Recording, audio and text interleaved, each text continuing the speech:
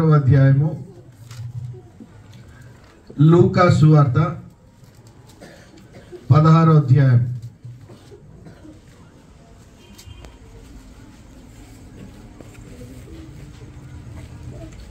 లూకా సువార్త 16వ అధ్యాయము మొదటి నుంచి చాలా చక్కటి అంశము.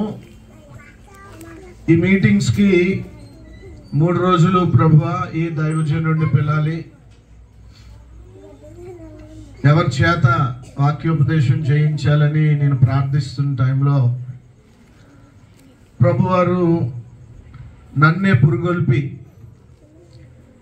అబ్రహాం ఈ పలానా అధ్యాయాన్ని ఆ కాలనీ వాస్తవ్యులు వినేటట్టు 3 రోజులు నువ్వే వివరించని స్పష్టమైన మాటను నేను ప్రభు దగ్గర పొందుకొని ప్రార్థనాపూర్వకంగా సిద్ధపడి ఆయన పిలుపు మీద ఆధారపడుతూ ఆయన కృపా మహిమకు కీర్తి కలుగునట్లు నేను ముందు ఇక్కడ కూర్చున్నాను.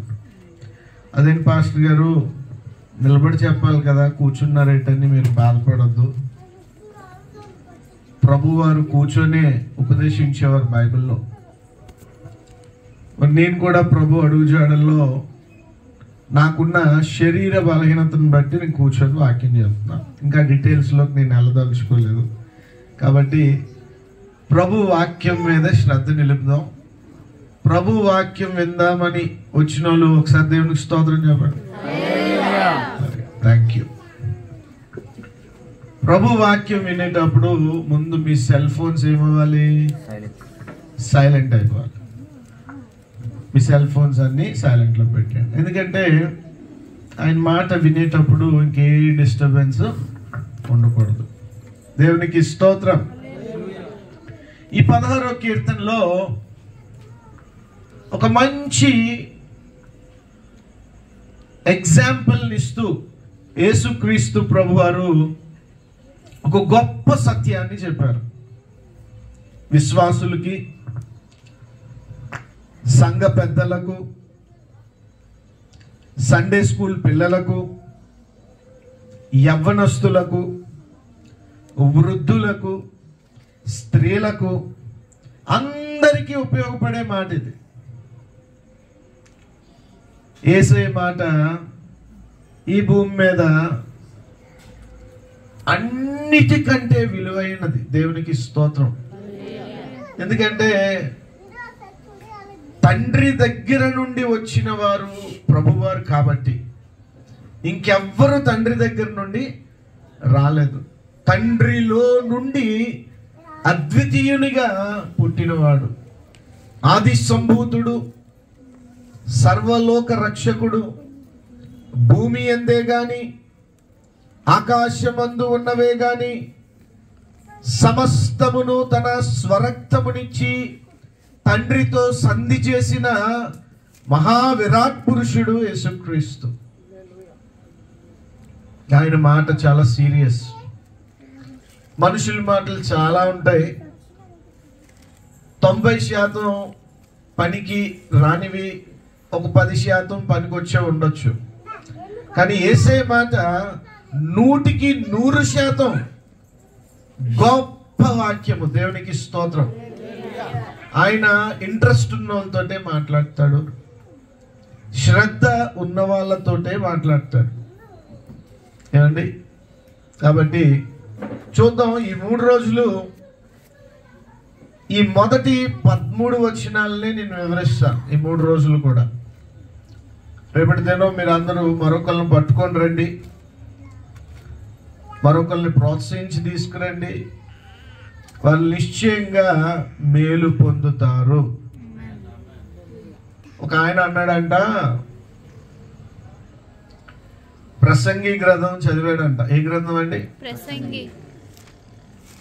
బైబిల్లో జటిలమైన బుక్స్ 3, చాలా డీప్ థియాలజీ ఉన్న బుక్స్ 3. నెంబర్ 1 ప్రసంగి గ్రంథం. నెంబర్ 2 చెప్పగలరా? పరమగీతము. నెంబర్ 3 ప్రకటన గ్రంథం. ఈ ప్రసంగి గ్రంథం చదివిన మనలాంటి ఒక విశ్వాసి ఏమన్నాడంటే, అంతా వ్యర్థం కదండి బ్రదర్ గారు. ఏంటట? అంతా వ్యర్థం కదా, అంతా వ్యర్థం కాబట్టి ఇంకేమీ పని చేయాల్సిన పని లేదు. కానీ ఆంధ్రాలో బలంగా దేవుని చేత వాడబడిన దైవజనుడు ఏసన్న గారు ఆ స్టేట్మెంట్ తప్పని ఒక పాట రాశారు. అంతా వ్యర్థమని వ్యర్థులైరి అందరూ అని ఒక గొప్ప సత్యాన్ని, ఒక రెవల్యూషన్ని ఏసన్న గారు మనకి తెలియజేశారు. అంతా వ్యర్థమని వ్యర్థులైరెందరో, నా గురి నీపై నిలిపినందుకే నా బ్రతుకు సార్థకమాయనే. అంతా వ్యర్థమని చాలా మంది ఏమైపోయారంటమా? వ్యర్థులు. సూర్యుడు కింద జరుగు సమస్తము వ్యర్థం అన్నాడు కదా. సూర్యుడి కింద చేసే ప్రతిదీ వ్యర్థమే. కానీ పరలోకము కింద నువ్వు చేసే యేసునామములో ప్రతి కార్యము వ్యర్థము కాదు. క్రీస్తునందు నీ ప్రయాస అన్నాడు వ్యర్థం కాదు. చాలా మంది చర్చెస్ లో కూడా ఆయన కృప ఉంది కదా, అంతా ఆయన చిత్తమే కదా, అంతా ఆయన చూసుకుంటాడు బ్రదర్, కాబట్టి నేను చాలా లీజర్గా ఉంటాను, నేను చాలా క్యాజువల్గా ఉంటాను, నేను చాలా నిర్లక్ష్యంగా ఉంటానని చాలా మంది అనుకుంటుంటారు. ఏమన్నా నాన్నగారు? అలాంటి వాళ్ళు ఉంటారు కదా. అంతా వ్యర్థం సార్, ఏది చేసినా. ఆలోచన అపవాదిది.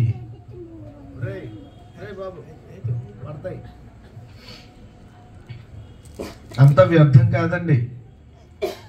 యేసు రక్తం వ్యర్థం కాదు, యేసు శిలువ యజ్ఞము వ్యర్థం కాదు, లోకరక్షకుడు తండ్రి రొమ్మున అనుకున్న ఆ మహాయజ్ఞ పురుషుడు భూమి మీదకి రావడం వ్యర్థం కాదండి. ఆయన రక్తంలో కడగబడిన వారు చేస్తున్న సేవ వ్యర్థం కాదండి. ఈరోజు మెసేజ్ ఏంటంటే, ప్రతి క్రైస్తవుడు పని చేయాలి. దేవునికి స్తోత్రం కలగాలి. ఏం చేయాలమ్మా? పని చేయాలి. ఏ పని? సూర్యుడి కింద పని కాదు, నేను చెప్పకపోయినా చేస్తారు మీరు. ఏ పని? సూర్యుడి కింద పని అంటే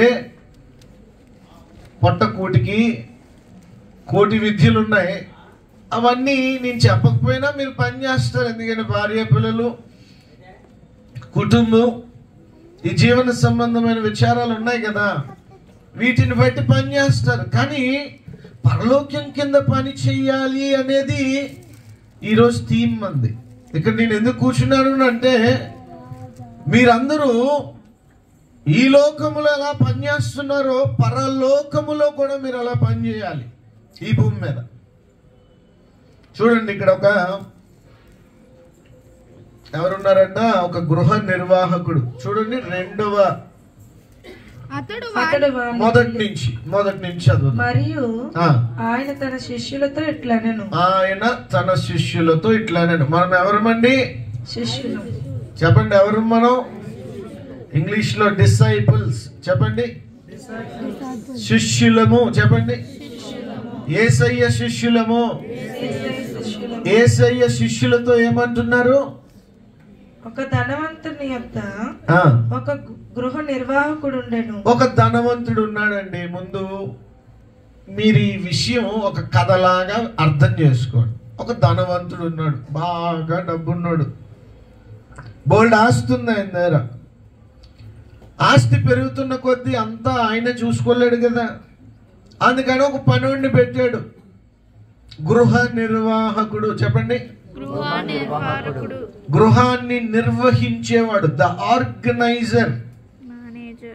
ఒక ఆర్గనైజేషన్ లో ఒక ఆర్గనైజ్ చేసే మేనేజర్ ఉంటాడు.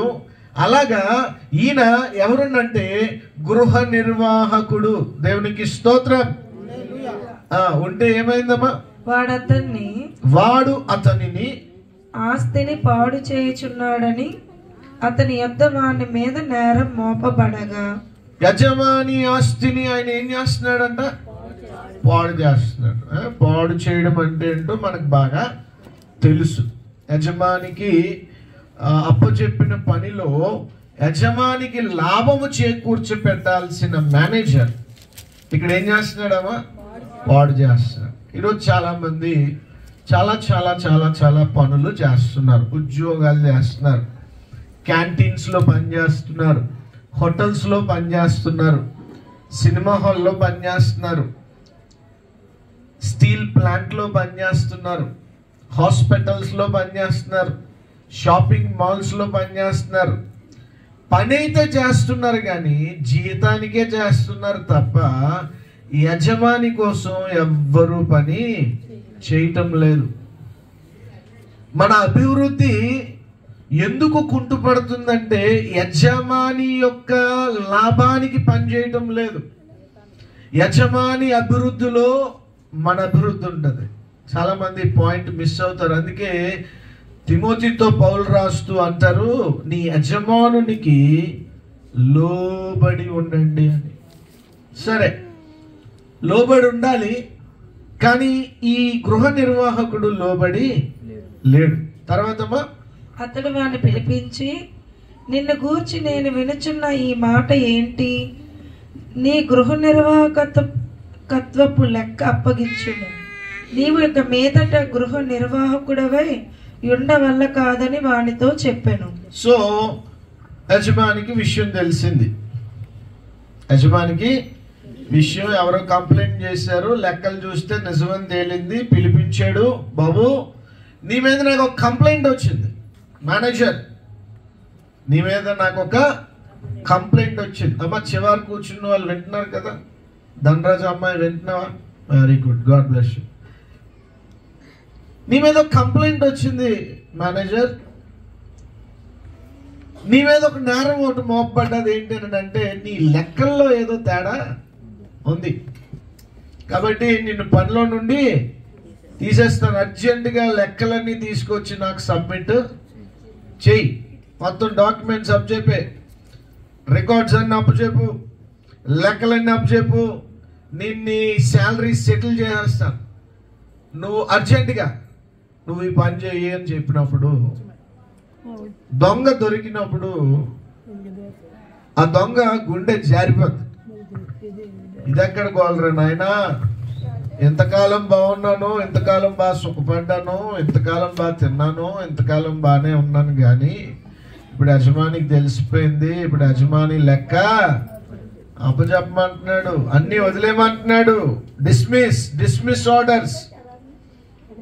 పనిలో నుండి తీసేస్తాడంట మా యజమాని, పనిలో నుండి తీసేస్తాడంట యజమాని.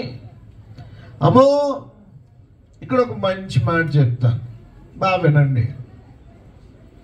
యేసుక్రీస్తు ప్రభువారికి ఎంత భారం అంటే మన మీద, పరలోక వాసులుగా మనల్ని చేయాలని రక్తం కార్చిన ఆ మహాయజ్ఞ పురుషుడు బాయనండి మన మట్టి బుర్రలోకి అర్థం కాదని ఒక నెగిటివ్ ఎగ్జాంపుల్ని చూపిస్తూ పాజిటివ్ మెసేజ్ ఇస్తున్నాడు. తప్పు చేసి మోసం చేసిన ఒక అవిశ్వాసి, అపనమ్మకస్తుడు, చెడ్డ పనోడిని చూపించి మనల్ని మంచి పనులుగా ఉండమని చెప్తున్నాడు. బాగా వినాలి, అది చాలా డీప్ థియాలజీ ఉన్న ప్యాసేజ్. ఇది చాలా లోతైన జ్ఞానం, లోతైన తత్వజ్ఞానం ఉన్న గ్రంథం ఇది. చాలా మంది బైబిల్ చదువుతారు కానీ లోతుకెళ్ళరు. లోతుకెళ్తే యేసయ్య దొరుకుతాడు. దేవునికి స్తోత్రం, హల్లెలూయా. చాలా మంది పరిచర్య చేస్తారు, చాలా మంది పాటలు పాడతారు, విశ్వాసులు చాలా మంది అన్ని చేస్తారు, కానీ పాటని ప్రేమించినంత యేసయ్యను ప్రేమించరు, బాధపడొద్దు, ఇది నిజం. పరిచర్యని ప్రేమిస్తారు కానీ యేసయ్యను ప్రేమించరు, ఇది నిజం. కానుకలను ప్రేమిస్తారు కానీ యేసయ్యను ప్రేమించరు. పాస్టర్ గారిని ప్రేమిస్తారు కానీ యేసయ్యను ప్రేమించరు. సంఘము యొక్క డినామినేషన్ని ప్రేమిస్తారు కానీ యేసయ్యను ప్రేమించరు. ఇది చాలా పెద్ద పాపము. యేసుని ప్రేమించాలి. దేవునికి స్తోత్రం. దేవుని సంగమా, మీతో మాట్లాడుతూనే ఈ వీధిలో ఉన్న వాళ్ళకి కూడా సువార్త చెప్తాను. మీరందరూ శ్రద్ధగా వినండి. విషయం అర్థమైపోయింది ఈ దాసుడికి, ఈ మేనేజర్కి. నన్ను ఉద్యోగంలో నుండి తీసేస్తాడు ధనరాజు. ఉద్యోగం పోయింది నాది. ఇప్పుడు ఈ సేవకుడికి చాలా షార్ట్ టైం ఉంది. ఏముంది నాన్న ఐజాక్? ఏముంది? Short time. This manager has got very short time. ఈ దుర్నీతి పరుడైన సేవకుడి దగ్గర సమయం ఎంత ఉంది తల్లి? కొంచెమే ఉంది. కొంచెంలోనే చాలా ఫాస్ట్గా యాక్ట్ అవ్వాలా. ఈ కొంచెం టైంలోనే ఒక మంచి సొల్యూషన్తో బయటికి రావాలి. టైం తక్కువ ఉంది, రేపు లెక్కలు తీసుకొని రావాలా. ఈ లెక్కలు తీసుకొచ్చే లోపల ఏదో ఒక ఉపాయం ఆలోచించాలి. ఏం ఆలోచించాలమ్మా? He has a very short time, very short time. మంచి చైరు, ఇలాంటి చైర్ ఒకటి అలవాటు అయిపోయింది నాకు. సంఘం ప్రతి పుట్టినరోజుకి ఏదో గిఫ్ట్ ఇస్తారు. సేవకు వచ్చిన ఫస్ట్ ఇయర్ ఒక చైర్, ఆఫీస్లో ఉండే చైర్స్ ఉంటాయి కదా, ఆ చైర్ గిఫ్ట్ ఇచ్చారు. ఇక్కడ ఈ మేనేజర్ కూడా కుర్చీ అలవాటు అయిపోయింది. ఒకవేళ ఆ రోజుల్లో ఏసీలు లేవు కాబట్టి, ఒకవేళ ఉంటే ఈ రోజుల్లాగా ఏసీ అలవాటు అయిపోయింది. Green pen holder. అందరూ వచ్చేసారు, టీ కావాలా, కాఫీ కావాలా. ఎక్కడికి వెళ్ళినా ఒక రెస్పెక్ట్, ఎక్కడికి వెళ్ళినా ఒక గౌరవం. ఇప్పుడు ఇవన్నీ వదిలిపోతున్నాయి. అర్జెంటుగా ఒక ఉపాయము చెప్పండి అమ్మా. ఒక ఐడియా. వీడు ఎంత తెలివైనడు అంటే, హీఈస్ వెరీ ఇంటెలిజెంట్. చెప్పండి, చాలా తెలివైనడు. తెలుగులో చెప్పండి. చాలా స్మార్ట్ ఫెలో. మూడోది, హీఈస్ వెరీ క్విక్. తొందరగా ఉపాయాలతో బయటకు వస్తాడు. దేవునికి స్తోత్రం కలుగును కాక. ఎలా అంటాడమ్మా? నెంబర్ 1, చాలా తెలివైనడు. చెప్పండి. రాసుకుంటున్నారా? ఐజాక్, జెస్సీ, నాన్సీ, ఇది రాసుకోండి. నిహారిక రాయండి. చిన్నపిల్లలు మీలో ఇప్పుడే పునాది పెడితే భవిష్యత్తు మీకు తిరిగి ఉండదు. దేవునికి స్తోత్రం. నెంబర్ 1 చాలా తెలివైనడు. నెంబర్ 2 చాలా స్మార్ట్ ఫెలో. నెంబర్ 3 తొందరగా రియాక్ట్ అవ్వగలిగే క్యాపబిలిటీ ఉన్నాడు. తొందరగా, వెంటనే చురుకైన వాడు. త్వరగా నిర్ణయాలు, త్వరగా స్కెచ్ చేస్తాడు. చదవండి అమ్మా, తర్వాత ఏముందో. ఆ గృహ నిర్వాహకుడు తనలో తాను, నా యజమానుడు ఈ గృహ నిర్వాహకత్వ పనిలో నుండి నన్ను తీసివేయను గనుక నేనేమి చేతును? నేనేం చేయాలి? ఆగమ్మా, నేనేం చేయాలి? ఏమంటున్నాడు? చేయాల్సిందని చేసాడు. చేయాల్సిందంతా ఏం చేయాలి? పాడు చేసాడు. పాడు చేయాల్సిందంతా పాడు చేసి ఇప్పుడు అనుకుంటున్నాడు, ఇప్పుడు నేనేం చేయాలి? అంతేనమ్మా? ఇప్పుడు నేనేం చేయాలి? నా ఉద్యోగం పోయింది, ఇప్పుడు నేనేం చేయాలి? ఇప్పుడు ఇంకో పాయింట్ చెప్తాను. ఈ అన్ఫెయిత్ఫుల్ సర్వెంట్కి భవిష్యత్తు గురించిన చింత ఉంది. దేవునికి స్తోత్రం చెప్పండి. ఏముందమ్మా? ఒక దొంగోడు, అవిశ్వాసి, దుర్నీతిపరుడు, అబద్ధికుడు, యజమానికి లాభప్రాప్తి కలుగ చేయట్లేదు, నష్టం కలుగు చేస్తున్నోడికి ఎన్ని గుణాలు ఉన్నాయో చూడండి. అసలు విషయం కొద్దిగా ముందుకెళ్ళి చెప్తా. తనలో తాను ఆ మాట ఉందమ్మా. తనలో తాను ఎంత ఇంటెలిజెంట్ అండి. తనలో తాను నా యజమానుడు ఈ గృహ నిర్వాహకత్వ పనిలో నుండి నన్ను తీసివేయను గనుక, ఈ గృహ నిర్వాహకత్వపు పనిలో నుండి నన్ను తీసేస్తాడు కాబట్టి నేనేమి చేతును? నేనేం చేయాలి? తవ్వలేను, భిక్షమెత్త సిగ్గుపడుచున్నాను. నన్ను ఈ గృహ నిర్వాహకత్వపు పని నుండి తొలగించినప్పుడు వారు నన్ను తమ ఇండ్లలోనికి చేర్చుకున్నట్లు ఏమి చేయవలనో నాకు తెలియని అనుకొని ఏమి చెయ్యాలో అని ఆలోచిస్తున్నాడమ్మా. ఉద్యోగం పోయిందమ్మా. ఇప్పుడు ఏమంటున్నాడంటే ఫ్యామిలీ ఉంది, భార్య ఉంది, పిల్లలున్నారు, ఆస్తులున్నాయి. ఎందుకంటే పాడు చేసిందంతా ఎక్కడ తెచ్చిపెట్టాడు? ఇంట్లోనే పెట్టాడు. ఇవన్నీ ఉన్నాయి. ఇప్పుడు వెళ్ళి భిక్షం ఎత్తలేడు. బాబు నా బతుకు పాడైపోయింది, కొంచెం నాకు ధనం ఇవ్వు, అప్పు ఇవ్వు, లేకపోతే అడుక్కోలేడు.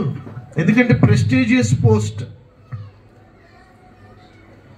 పోనీ వ్యవసాయం చేయగలడా? ఏసీలు అలవాటు అయిపోయినాడు. ఏం వ్యవసాయం చేస్తాడు? నాగలు పట్టుకొని ఏం భూమి దున్నుతాడు? విత్తనం ఏం విత్తుతాడు? నీరేం కడతాడు? ఇవన్నీ అవ్వవు ఆయనకి. ఇవన్నీ అవ్వని పనులు. అందుకు అనుకున్నాడు, సరే నేను ఏదో ఒకటి చేస్తాను అనుకున్నాడు. ఏం చేసాడు అమ్మెంతకి? తన యజమాని రుణస్తులు ఒక్కొక్కరిని పిలిపించి, అబ్బా చూడండి అమ్మా, తన యజమానుని రుణస్తులను ఒక్కొక్కడిని పిలిచి, నీవు నా యజమానునకు ఎంత అచ్చి ఉన్నావని మొదటి వాడిని అడిగాను. వాడు 100 మణుగుల నూనె అని 100 మణుగుల నూనె అప్పిచ్చాడంట యజమాని దగ్గర నుండి. ఇంకొక అతనికి ఈ దాసుడు, ఈ మేనేజర్ అప్పిప్పించాడు. ఎన్ని 100 మణుగుల నూనె. అప్పుడు ఏం చేసాడు చూడండి. నీవు ఈ చీటి తీసుకొని త్వరగా కూర్చుండి 50 మణుగులకు వ్రాసుకొనమని వానితో చెప్పాను. చీటి ప్రామిసరీ నోట్ ఇచ్చాడు. అప్పు తీసుకున్నప్పుడు రాయించుకుంటారు కదండి. మనం పాత కిరాణా కొట్లు ఉండేవి కదా, శెట్టి గారి కొట్లు. వెళ్ళి ఉప్పు పప్పు తెచ్చుకున్నప్పుడు ఆయన రాసేవాడు, అవునా? ఆ చీటి ఇచ్చి నువ్వు ఆ 100ని అర్జెంటుగా 50కి రాసే. 50కి రాసే. ఇంకొకరిని పిలిచాడు, ఒరే నాయనా ఎన్ని గోధుమలు? ఈ 80దా ఏంటమ్మా 100? 80 తూముల 100 తూముల గోధుమలు నేను అప్పున్నానయ్యా. అయితే నువ్వు 80 తూములకి రాయమని చెప్పాడు. 80 తూములకు రాసేమని చెప్పాడు. నూనెమో 100 మణుగులు, గోధుమలేమో 100 మణుగులు. 80కి 100 మణుగుల నూనెమో 50కి రాసించాడు. రాసిన తర్వాత ఏమంటారమ్మా? అన్యాయస్తుడైన ఆ గృహ నిర్వాహకుడు యుక్తిగా నడుచుకొనెను. వాని యజమానుడు వాణ్ణి మెచ్చుకొనెను. యజమానుడు ఏం చేసాడంటమ్మా? వాణ్ణి మెచ్చుకొనెను. ఈ రోజుకి ఇక్కడికి ఆపేద్దాం మెసేజ్. ఇక్కడ వరకే ధ్యానిద్దాం ఈరోజు. రేపు మిగతాది నేను చెప్తాను, మీకు బాగా వినండి. మీకు ఒక క్వశ్చన్ వేస్తున్నాను. తెలివి గల వారందరూ చిత్తగించి మంచి ఆన్సర్ చెప్పిన వాళ్ళకి క్రిస్మస్లో నేను ఒక గిఫ్ట్ ఇస్తాను. Common gift. హల్లెలూయా చెప్పండి. క్వశ్చన్ ఏంటంటే, బజార్లో యజమానుడు వస్తున్నాడు నడుచుకొని, యజమానుడు వస్తున్నాడు బాగానే అండి. ఈ యజమానుడికి ఎదురుగా అప్పు తీసుకున్నాడు కూడా వస్తున్నాడు ఎదురుగా. ఈ యజమాని వెనకాతల, క్వశ్చనే ఆన్సర్ చెప్పాలి మీరు. ఈ యజమాని వెనకాతల మేనేజర్, ఉద్యోగం పోయిన మేనేజర్ ఉన్నాడా? ఆయన వస్తున్నాడు. చెప్పండి ఎవరు వస్తున్నారు? ఫస్ట్ ఎవరు వస్తున్నారు? యజమాని. యజమాని ఎదురుగా ఎవరు వస్తున్నారు? కాదు, అప్పు తీసుకున్నాడు. ఏమా? అప్పు తీసుకున్నాడు. వెరీ గుడ్, హల్లెలూయా. చూడండి, ఇంట్లో నుంచి సౌండ్ వస్తుంది, వాళ్ళు అంటున్నారు కట్టనేసిన. ఈ యజమాని వెనకాతలు ఎవరు వస్తున్నారంటే ఉద్యోగం పోయిన మేనేజర్ వస్తున్నాడు. ఇప్పుడు మీ క్వశ్చన్ ఏంటంటే, అప్పు చేసినోడు రియాక్షన్ ఎలా ఉంటుంది చెప్పండి. ఇంటికి పిలిచి కాఫీ ఇచ్చి, భోజనం పెట్టి, ఒక జత బట్టలు పెట్టి, కొంత డబ్బు ఎవరికి ఇస్తాడు అంటారు? యజమానిగా, ఈ ఉద్యోగం పోయిన చెడ్డదాసుడిగా? చెప్పండి అమ్మా. ఇద్దరికేనా? ఇద్దరికి ఇస్తాడా? ఇద్దరికి అన్నోళ్ళకి చేయొద్దండి. సరే, యజమానికి అన్నోళ్ళు చేయొద్దండి, చెడ్డదాసుడికి అన్నోళ్ళకి చేయొద్దండి. నేనైతే మీరు ఆన్సర్ ఎవరు చెప్పలేదు కాబట్టి నేనే చెప్పేస్తాను. కామన్ అమ్మా. నీవు 1,00,000 రూపాయలు అప్పు చేస్తావు నా దగ్గర. మీరు 1,00,000 రూపాయలు అప్పు చేశారు నా దగ్గర.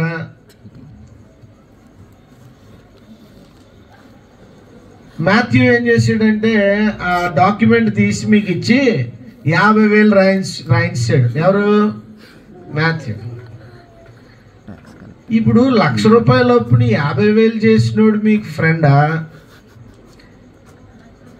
1,00,000 రూపాయలు ఇచ్చినోడు ఫ్రెండా? చప్పట్లు కొట్టండి.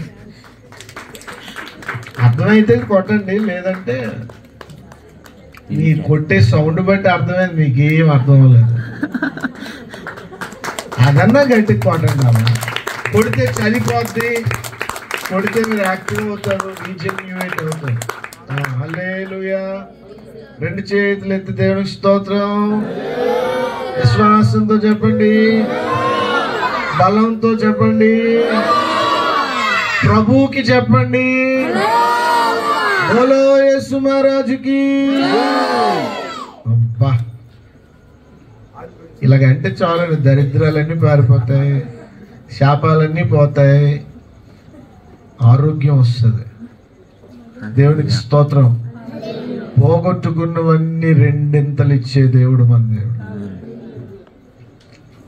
సరే, ఇప్పుడు వీళ్ళు ముగ్గురు ఎదుర్కొన్నారు. కానీ వీడికి అప్పు ఇచ్చినోడు ఎప్పుడు శత్రువే, కానీ అప్పు తగ్గించినోడు ఫ్రెండ్ అయిపోయాడు. దేవునికి స్తోత్రం కలుగునుగా.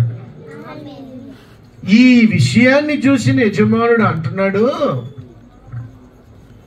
వీడు చాలా యుక్తి గలవాడు. చదవండి అన్నమాట, రిఫరెన్స్ ఎంత?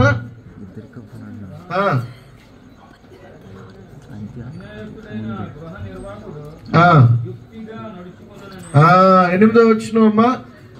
2వ లైన్లో యుక్తిగా అండర్లైన్ చేయండి. యుక్తిగా. 3వ లైన్లో మెచ్చుకునేను అండర్లైన్ చేయండి.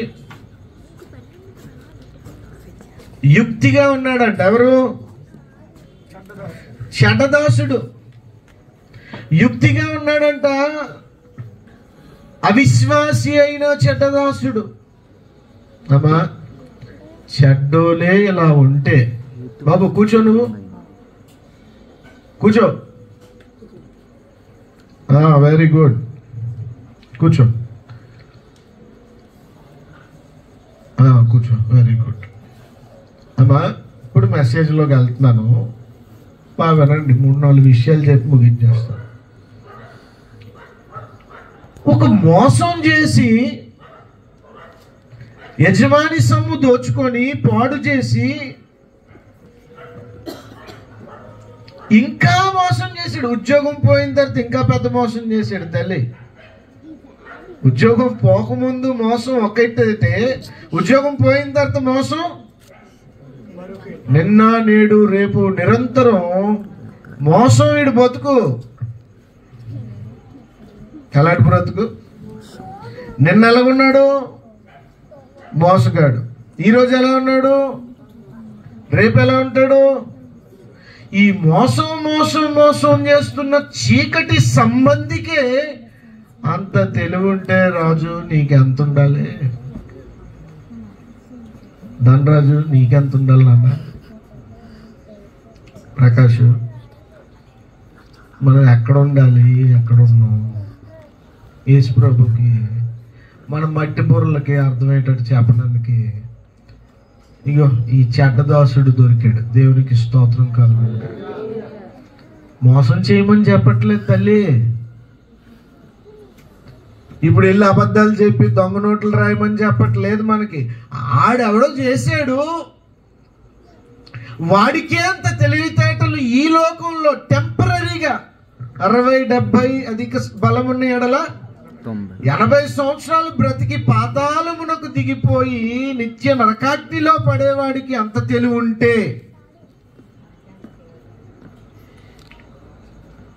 ఏమన్నా అర్థమైతే ఒకసారి అల్లుళ్ళు చెప్పండి. అర్థమైంది. అయితే మెసేజ్ అర్థమైపోయింది కదా, నా పని అయిపోయింది. ఒక చీకటి సంబంధికి, ఒక సర్ప సంతానానికి, దుష్టునికి పనిచేస్తున్న ఒక సాధారణమైన మనిషికి, సూర్యుడి కింద డబ్బుని కూడబెట్టుకుంటున్న ఒక మనిషి ఎన్ని మోసాలన్నా చెయ్యి కుటుంబాన్ని పెంచుకోవాలనే ఒక మోసగాడికి ఉన్న తెలివితేటలు మనకి లేవని యేసయ్య చెప్తున్నాడు. హల్లెలూయా. మనకు లేవంట. మనోళ్ళు చర్చిలో ఎలా ఉంటారంటే ఆరాధనలో ఎవరన్నా సాక్ష్యం చెప్పారనుకోండి, ఏడుస్తాం, ఫీల్ అవుతాం. ఎమోషనల్ కనెక్టివిటీయే తప్ప స్పిరిచువల్ కనెక్టివిటీ చాలా తక్కువ. అన్యులు బిల్డింగ్లు కట్టారు, బిల్డింగ్లు. ముఖేష్ అంబానీ అబ్బో కోట్లు కోట్లు కోట్లు కోట్లు కోట్లు. కొడుకు ఎప్పుడు చచ్చిపోతాడో తెలియదు, ఆడికి అని తెలివితేటలు ఉంటే నీకెన్ని ఉండాలా? అదాని లెక్కలు అటు ఇటు చేసేసి బోల్డ్ సంపాదించాడు. యుఎస్ కోర్టులో కేసు పడ్డది ఆయన మీద. వాళ్ళకే అన్ని తెలివితేటలుంటే ఎన్నో అక్రమాలు చేసి ఆస్తులు సంపాదించుకొని రాజకీయ నాయకులు ప్రజల సొమ్ముతో వాళ్ళ కోటలు కట్టుకుంటున్న వారు, వాళ్ళకి ఎన్ని తెలివితేటలండి. ఏ కేసుని, ఏ సెక్షన్ని, ఏ పీనల్ కోడ్ని ఎలా తారుమారు చేయొచ్చు, ఎన్ని తెలివితేటలు. గడ్డి పువ్వు లాంటి జీవితం వాళ్ళది, కానీ నువ్వు గడ్డి పువ్వు కాదే. పావురాల కంటే శ్రేష్ఠులు, పక్షుల కంటే మీరు శ్రేష్ఠులు. తల్లి గర్భములో పిండంగా పడకముందే మిమ్మును నేను ఎరిగి తిని. ఇశ్రాయేలు, యాకోబు, నిన్ను నేను కన్నాను, నిన్ను నేను విమోచిస్తాను, నువ్వు నా సొత్తు, దేవునికి స్తోత్రం అని చెప్పాడు కదా. మరి మనకెంత ఉండాలి యుక్తి? పక్కోడు ఎదిగితే కాళ్ళు లాగేస్తావా? దేవుని బిడ్డలకి స్వభావం ఉండొచ్చా? దేవుని సంఘం అర్థం చేసుకోండి. వాడు యుక్తి గలవాడని యజమానుడు మెచ్చుకుంటున్నాడంటే అసలు నాకు అర్థం అవ్వలేదు ఈ మాట. ఎవరో మీకు 10 లక్షలు నష్టం చేశారు, వాళ్ళు మెచ్చుకుంటారా తిడతారా? తిడతారు కదా, కామన్ అది. కానీ ఇక్కడ యజమానుడు ఆ దొంగదాసుడిని చూసి ఏమంటున్నాడు నాన్న? మెచ్చుకుంటున్నాడు అంట. అమ్మో ఇంత తెలివాడికి, ఇలాంటి తెలివి నాకు కూడా లేదు. ఇప్పుడు నా దగ్గర అప్పు తీసుకున్న వాళ్ళు నేను విలనయ్యాను, వాళ్ళకి నేను చెడ్డోండి అయ్యాను. నా దగ్గర పని చేసి నాకు నమ్మక ద్రోహం చేసిన నా దాసుడేమో స్నేహితుడయ్యాడు. అమ్మ బాబోయ్,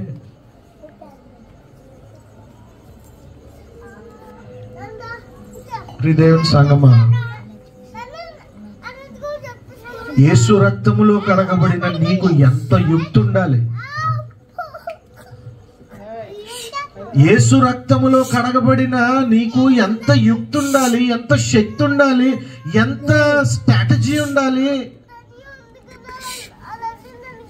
60, 70, 80 సంవత్సరాల తర్వాత పాతాళములోకి దిగిపోయే వారికి నిత్య మరణ దండనకు, ఆ శిక్షకు, నిత్య నరకాగ్నిలోకి దిగిపోయే వారికి అంత తెలివితేటలుంటే, తరతరములు యుగ యుగములు నిత్యత్వములో ప్రభు మహిమతో సదాకాలము నిలిచిపోయే నీకెంత యుక్తి ఉండాలి భూమి మీద? స్తోత్రం చెప్పండి. నా పాయింట్లో పాయింట్ ఉందా? మీకేం అర్థమైందా? ఎక్కడున్నాం, ఎక్కడికి వెళ్ళాలి? మాస్టర్ గారు మీరు ఎన్ని చెప్పినారండి? సొలొమోన్ చెప్పాడండి. ఏమని? అంతా మీకెందుకండి ఇవన్నీ, పరలోకంకి వెళ్తామండి చాలది. ఒక ఆయన అన్నాడంట, ప్రభువా ఆ పరలోకంలోకి నన్ను తీర్చుకోపోయినా ఆ గేట్ ఉంటుంది కదా, ఆ గేట్ దగ్గర అయినా పక్కన కూర్చునే స్థితిని ఇవ్వు ప్రభువా అని ప్రార్థన చేస్తున్నాడు. చాలా మంది ఈ రోజుల్లో ఎలాగైపోయారంటే, గుర్రం ఎక్కలేక దిగిపోయి చేతకాని మాట్లాడుతున్నారు. చేతకాని మాటలు. ప్రభు అందుకే ఇక్కడ మంచి మాట రాసి చదవండి, అది 8లో మెచ్చుకునేను ఫుల్ స్టాప్. వాటి యజమానుడు నేను చెప్పింది చూడండి, 8వ వచనం 3వ లైన్, మెచ్చుకునేను ఫుల్ స్టాప్. అక్కడి నుంచి చదవండి. వెలుగు సంబంధుల కంటే, బాగా అండర్లైన్ చేసుకొని ఇంటికి వెళ్ళి ఆ మాటని మీరు ధ్యానించండి. వెలుగు సంబంధుల కంటే ఈ లోక సంబంధులు తమ తరమును బట్టి చూడగా యుక్తి పరులై ఉన్నారు. అన్యాయపు సిరి వలన చాలా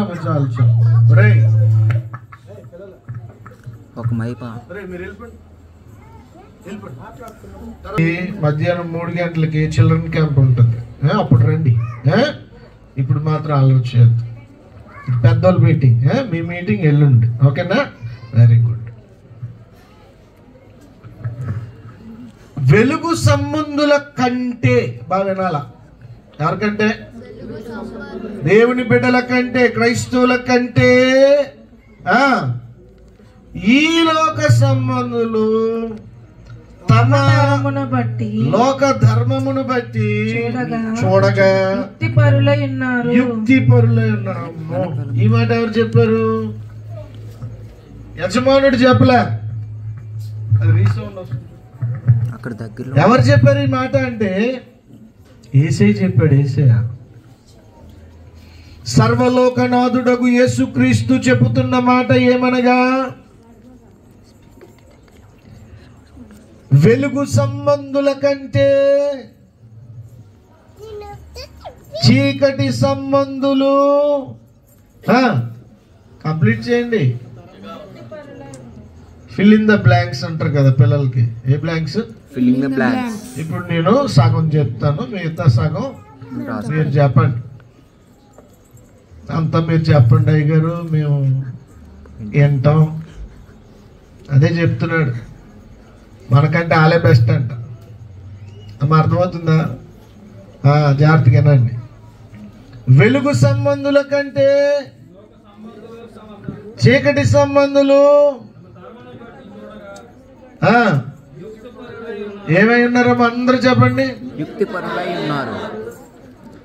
నిత్య జీవం లేదు వాళ్ళకి. There is no eternity for their devilish behaviour. వాళ్ళకి నిత్యత్వం లేదు. నిత్యత్వం లేనోడు యుక్తిగా ఉన్నాడు, నిత్యత్వం ఉన్నోడేమో బుర్రతో కూడు. అదే ప్రభు మాట. Dull, dim, lazy. అక్కడ ఆ యుక్తిపరుడు గురించి ఎన్ని పాయింట్స్ చెప్పానో వాటికి ఆపోజిట్ మనోళ్ళు. అందరూ కాదు కానీ 99% ఇలాగే ఉన్నారు పరలోక రాజ్యంలో. యుక్తిగా లేరండి, యుక్తిగా లేరు. We are busy in judging others. ఏ పాపములకు యేసుక్రీస్తు రక్తంగా వచ్చాడో ఆ పాపానికి బలం వచ్చేటట్టు ఒకరినొకరు తీర్పు తీర్చుకొని ఒకరికొకరము కరుసుకుంటూ ఒకరి కాళ్ళొకరు లాక్కుంటున్నాం. అందుకే ప్రభు అంటున్నాడు, అయ్యా వెలుగు సంబంధుల కంటే చీకటి సంబంధులు యుక్తి గలవారంట. ఏంటమ్మా? యుక్తి గలవారు. యేసే మాటలు ఎంత గొప్పవండి, ఎంత అద్భుతమైన థియాలజీ అండి ఆయనది. చివరికి వచ్చాను నేను, మిగతా రేపు ఎల్లుండి చెప్తాను. దేవుని బిడ్డ, నీ సమయాన్ని ఏం చేస్తున్నావు? యేసయ్యని నమ్ముకొని తండ్రి కుమార పరిశుద్ధాత్మ నామములో బాప్తిజం పొందిన నీ తలాంతులు ఏం చేస్తున్నావు?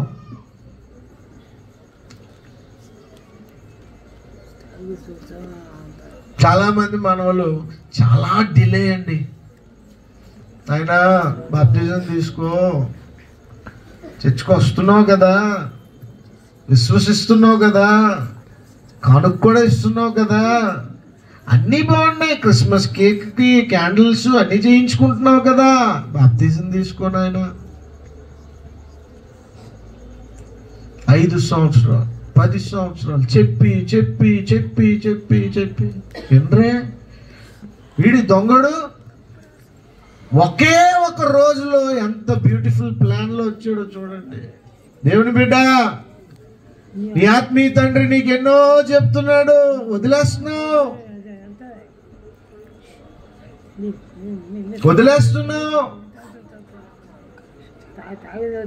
ఇన్ని సంవత్సరాలు చెప్పిన తర్వాత ఆయనకి ఆ కుటుంబంలో ఒక వ్యక్తికి భయంకరమైన జబ్బు వచ్చింది.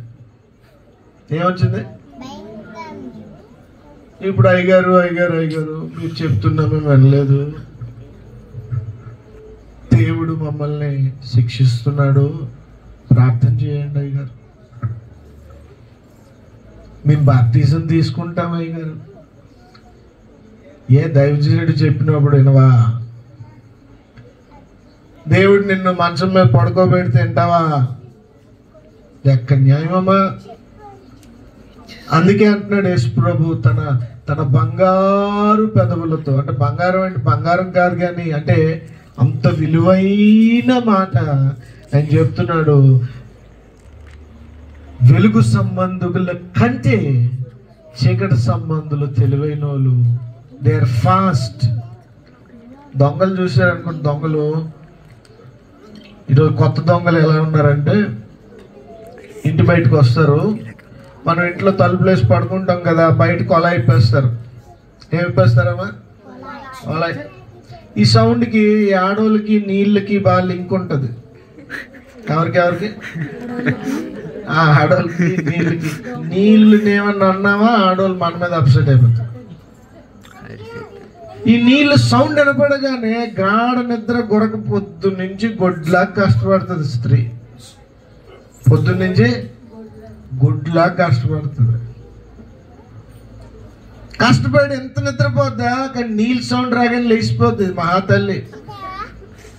వాళ్ళ ఎనర్జీ ఏటో అర్థమవదు. కాకి గోల, కోకిలి ఏల అనుకుంటే పడుకోబెడుతుంది భర్తని, లేదంటే నిద్ర లేకుండా చేస్తుంది. మేడం చాలా టాలెంటెడ్, 31వ సామెత మీకు చదివితే అమ్మగారు ఎంత ఆవిడ గనురాలు, గవని యొద్ద పొగుడుతారంట అమ్మగారిని. ఎక్కడ? గవని యొద్ద. ఈ సౌండ్ అనగానే ఈవిడెళ్ళి తలుపు తీసేద్ది. వాళ్ళు వచ్చేసి మొత్తం పీకలు, మంచి దొంగలు అయితే ప్రాణాలు వదిలి ఇవన్నీ పట్టుకుపోతారు. క్రూరులు, రాక్షసులు వాళ్ళు ఏం చేస్తారంటే మనుషులు కూడా చంపేసి అంతా పట్టుకుపోతాయి. కొత్త దొంగతనం. ఈ దొంగలకే ఎంత స్ట్రాటజీ ఉంటే, అక్రమము చేయు వారికి ఎంత స్ట్రాటజీ ఉంటే, ఇప్పుడు ఏదో దొంగలు 50-60 మంది ఒకేసారి ఊర్ల మీద పడుతున్నారని అప్పుడు మనకి వచ్చింది వార్త. మరి వాళ్ళకి అంత స్ట్రాటజీ ఉంటే, నిత్యత్వపు నివాసి, నిత్యత్వపు వాసి, ఆత్మలో నడుస్తున్న నువ్వు ఎంత యాక్యురేట్గా, ఎంత క్విక్గా ఒక మంచి మాట, దైవజనుడు వెలుగు సంబంధమైన మాట ప్రొనౌన్స్ చేయగానే నువ్వు ఎంత రియాక్ట్ అవ్వాలి? దేవునికి మహిమ కలుగును గాక. హల్లెలూయా. ఏం చేస్తున్నావు నీ టైంని ఏం చేస్తున్నావు? నీ సమయాన్ని ఏం చేస్తున్నావు?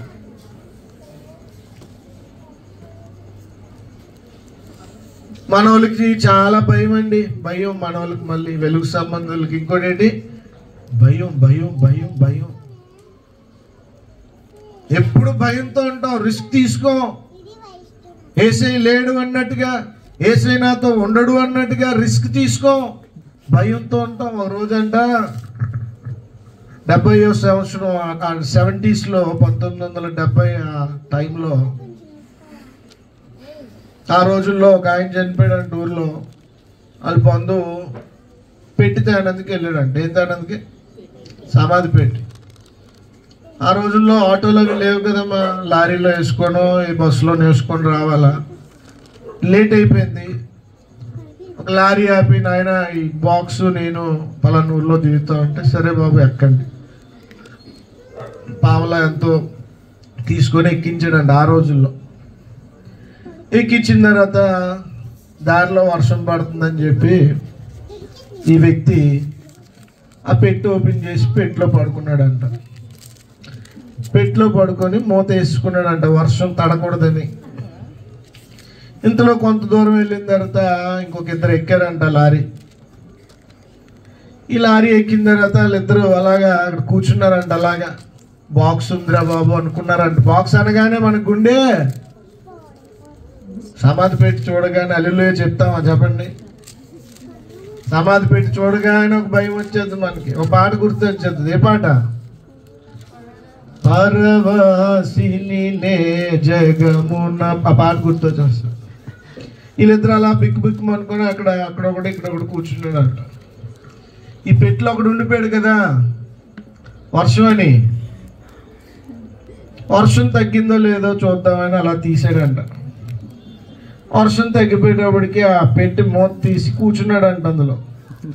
వీళ్ళిద్దరూ ఏ సౌండ్ అవుతుందని వెనక్కి చూసేటప్పటికి సమాధి పెట్టిలో చచ్చిపోయినోడు లేచాడేమో అనుకొని వెళ్తున్న లారీలో నుంచి దూకేశారంట. దేవుని పెట్టిలో కూడా ఈరోజు అలా భయపడిపోతున్నారు. భయం గుప్పెట్లో బ్రతుకుతున్నారు. పేరుకు వెలుగు సంబంధులు, పేరుకి సర్వోన్నతమైన దేవుని కుమారులు కుమార్తెలు, పేరుకి అబ్బా గొప్ప గొప్ప గొప్ప వాగ్దానాలు, పేరుకి మాటకి ప్రార్థనకి పెద్ద పెద్ద మాటలు, కానీ బ్రతుకొచ్చేటప్పటికి భయం భయం. ఈరోజు ప్రభు నిన్ను అడుగుతున్నాడు. ఒక దొంగకే అన్ని తెలివితేటలుంటే తన కాలాన్ని ఎలా వాడుకున్నాడు ఒక దొంగ, తన తలాంతును ఎలా వాడుకున్నాడు ఒక దొంగ, తన దగ్గరున్న ఐశ్వర్యాన్ని ఎలా వాడుకున్నాడు ఒక దొంగ. ఆఫ్టర్ ఆల్ దొంగ. మరి దేవుని బిడ్డ నీ సమయాన్ని ఎలా వాడుతున్నావు?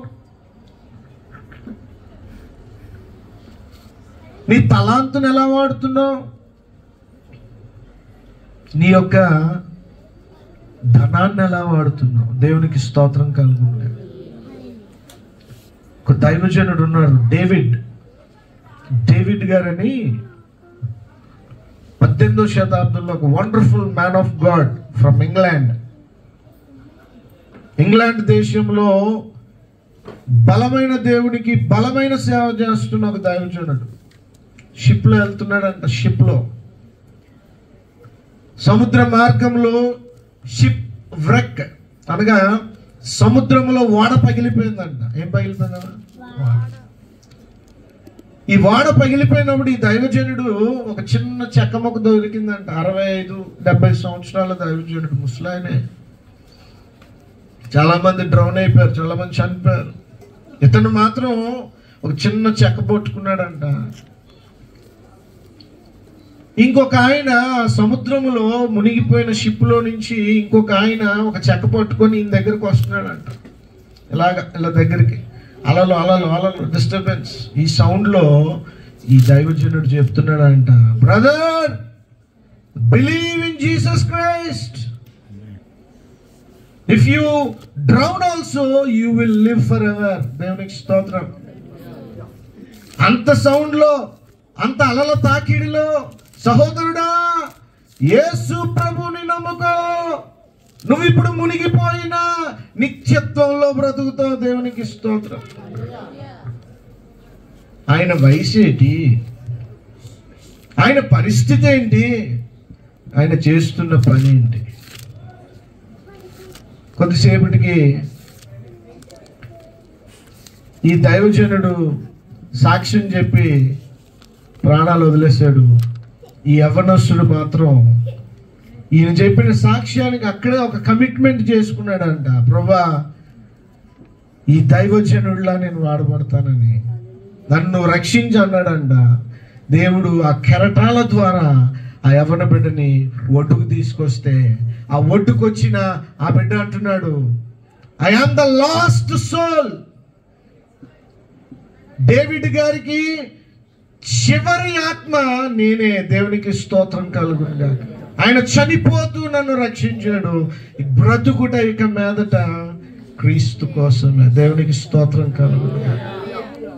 యవనస్తులారా, కూర్చొని ఎండం కాదు,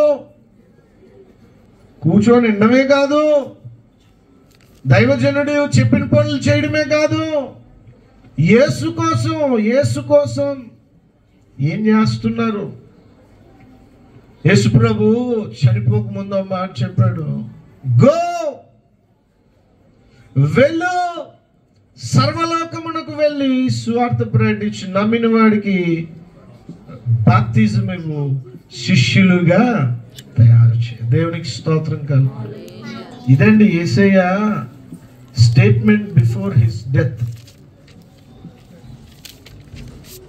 ఆయన వెళ్ళిపోక ముందు చెప్తున్న చివరి ఆజ్ఞ ఏంటంటే, ఇదిగో మీరు వెళ్ళండి, గో, పొండి. దేవుని సంగమా, ఒక హాల్లో 20,000 మంది ఉండడం గొప్ప కాదు.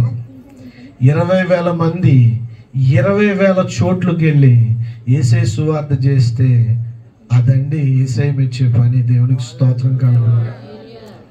జనం ఉన్న దగ్గర జనం వెళ్ళిపోతున్నారు, కానీ యుక్తి లేదు. యుక్తున్నాడు ఏం చేస్తాడంటే సేవను విస్తరణ చేస్తాడు. సేవ విస్తరణ, బ్రాంచ్ టు బ్రాంచ్, మల్టిప్లికేషన్. యుక్తి. దేవుని సంగమా, నేను అనుకుంటాను, నాకు ఇంకా చాలా యుక్తి కావాలి ప్రభువా. మీకు కూడా ఆశ ఉండాలి కదా. ప్రభువా, నేను ఎక్కలేని కొండ ఎక్కించు. పాట పాడాము కదా, నేనెక్కలేనంత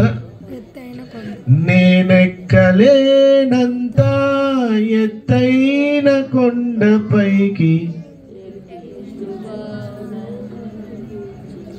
ఆశ ఉందా? వయసు ఎంత దావీద్ది?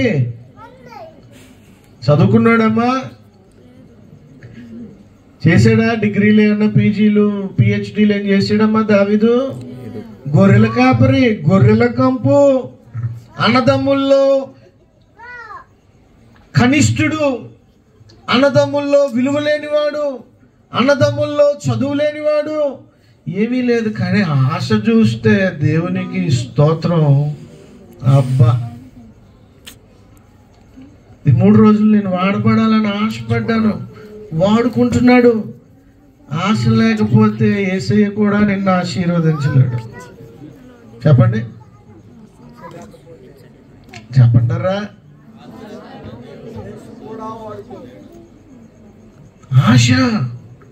రాజుగారి కోటలో కూర్చొని హ్యాపీగా నచ్చిన వైన్ తాగుతూ, నచ్చిన ఫుడ్ తింటూ, 100 మంది భార్యలు చక్కగా సుఖించాల్సినోడు అంటున్నాడు, అయ్యా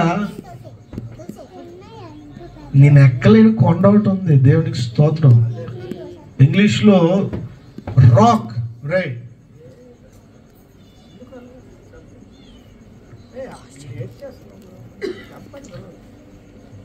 ఎక్కలేనంత ద మోస్ట్ హై రాక్.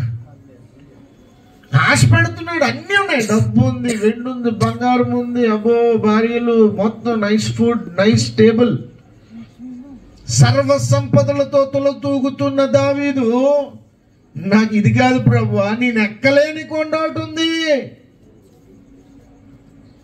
ఏముందంట? ఎక్కలేని కొండ. దేవునికి స్తోత్రం. యెరూషలేం కొండ ఎక్కేశారు. ఏ కొండనా?